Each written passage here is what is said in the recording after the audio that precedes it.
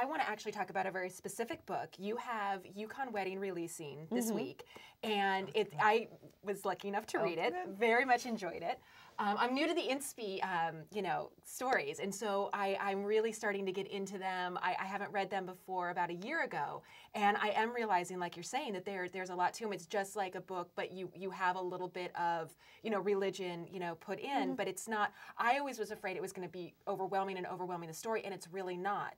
In your book, Yukon Wedding, really where you do get that religion is your characters have a lot of faith, and they need it because they are in a very, very difficult setting. They're in the gold rush in Alaska, and things aren't necessarily going going well for them. No, not at all. Can you talk a little bit about your characters and the development of their story? Well, the great fun of Yukon Wedding is that it's part of a series, so that I knew which characters, I knew things about them, and for me that was a new exercise for me as a writer. Usually we're dreaming up the characters. Here I knew that I was part of a larger story, myself and other authors. So there'll be 2 other books in the Yukon, in the Alaskan Bride series. Actually, if I could, we call it actually a continuity miniseries, which means that there is a sort of overarching story arc. Although each book is obviously, you could read each book on its own and it's fine. But it means that in-house we sort of come up with these characters do this, these characters do this, and these characters do this. Here's our 3 books. And then we contract authors to... And so this you chose the authors. Yes, you chose Allie to do this. Excellent. So I was given character, I was given the premise. And then for me, what was exciting and sort of interesting, because I'd never worked that way before, was how can I write the story that I would write? No one else would write the story in the way that I write it. How would I write that story? How would I bring them in? Where is the faith element? Where is the... there's usually a little bit of humor or lightheartedness to my book. So how do you make the Alaskan gold rush, Yukon mud, how do you make that lighthearted? And where is the faith element? Where is their crisis of faith? In that book, Mac has always had a strong faith, and his faith is sort of the constant, whereas Lana has lost her faith and needs to regain it. So that was an interesting growth pattern for me to take.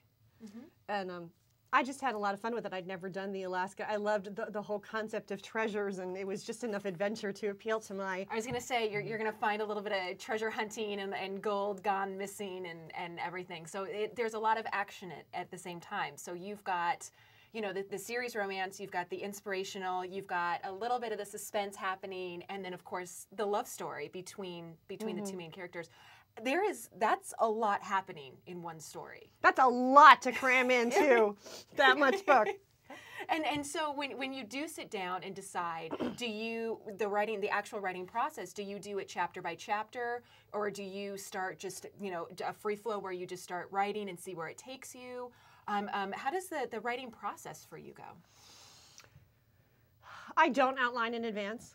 I'd probably be happier if I did, but your brain works a certain way. So in this particular case, I knew where I had to end up because I needed to hand the story off to the next author. So there was a little more given for me than normal. And so I had a little bit more sense of how it was going to go. But no, I usually just take the story bit by bit. And of course, Harlequin has seen the synopsis because we need to, particularly in this case, there's so much to be coordinated.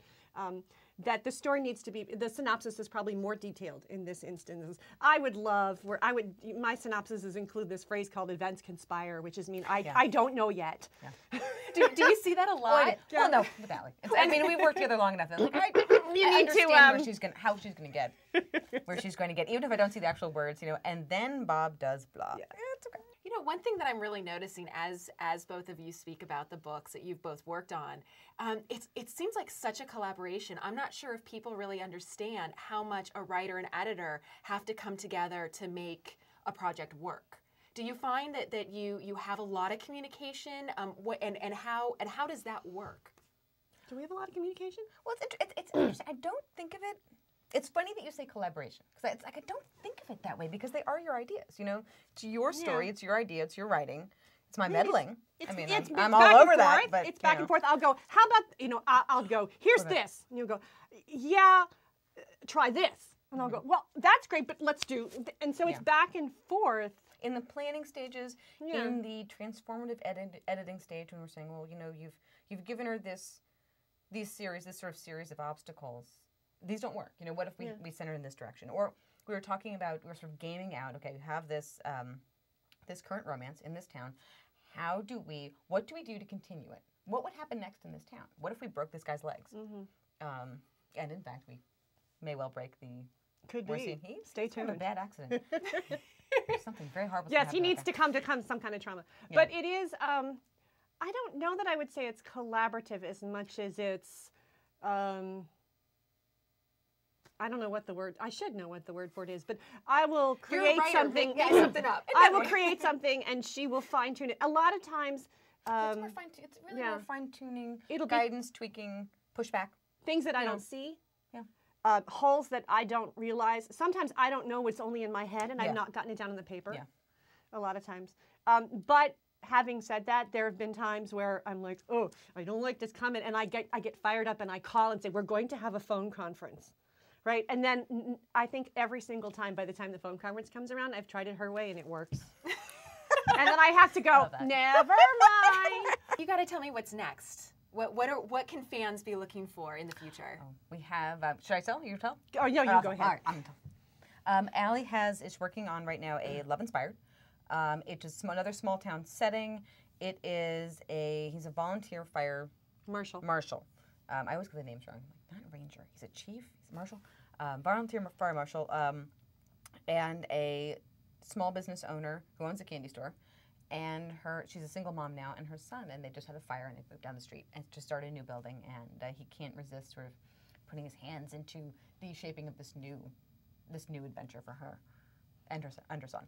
We had a lot of fun with the small town venue with the Bluegrass series that we did in a Kentucky town, where it was a huge cast of characters. You met almost the entire town through the course of 5 books, and so it was really fun to take that mindset, pick it up, and move it someplace new and give it a new, a new fresh coat of paint.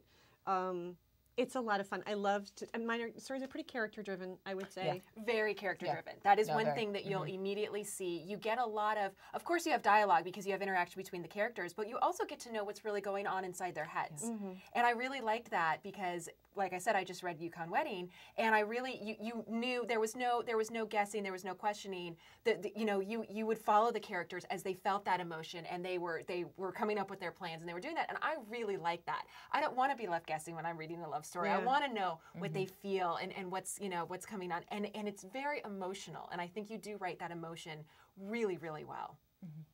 I think it's the realisticness of the characters. They just live. I mean, they just are people, and they do stuff, and they sometimes do stuff you don't want them to do, and it's and so they live. You know, it's less we need to shove this into this character to pump them up.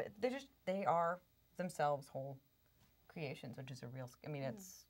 And so it doesn't matter if they're on a gigantic, traumatic landscape like the earthquake, or if they're in a small town, as long as those, and I think readers, that's what they want to see, as long as they love those characters and care about them and they ring like real people, they seem to be real people, then we don't really care where you put them. We just want them to grow and change and love and, get the good, happy ending. Well, I want to thank both of you for coming here. Now, I know that you live in New York City, but you're actually making a trip to New York to come down I'm here from Chicago, to see me, right? Just to see me. Well, you and a bunch of yarn stores, yeah. What you tell us a little bit why you are in the city, because it's a pretty interesting. We were talking about this before. Pretty interesting story. Well, I write romance novels by day, but by night I am a serious knitter, and so whenever I go, either for promotion or to see my editor. I go to yarn stores and I interview them and talk. So I've done quite a few. I've done Nitty City and Pearl. I'll be doing Pearl Soho this afternoon in Manhattan. And then I ask them for their recommendations for where to go to get dessert. And this morning I had a killer chocolate cupcake at Crumbs for breakfast. Oh, Crumbs! Everyone in New York. It is really good. Thank goodness you didn't say Magnolia. I know. There's that big debate, right? I know. So I validate that. That's okay. So I will take their recommendations and then I'll write it as a travel blog, and that's just that's my other muscle that I get to flex. I've written parenting books, so I have a nonfiction voice that doesn't get used in the fiction, and this is my way to use the nonfiction voice. And they go together. I'm working on a historical that has knitting characters. There was a woman who knit in the last book of the Kentucky series. So I try to mesh those as whenever I can. And editors have been known to get knitted gifts and things like that. So, She's very good at, you know. so it's a lot of fun. It's my other passion. It's the antidote to writing. When you're staring at words all day, it's what I do when I want to step away from words. So I'm here for lots of different reasons. And I grew up in Connecticut, so it's a chance to come back and eat yodels because you can't get those in Chicago. Excellent. Well, thank you so much for being here. I really appreciate both your time. Terrific. Thank you. It was fun.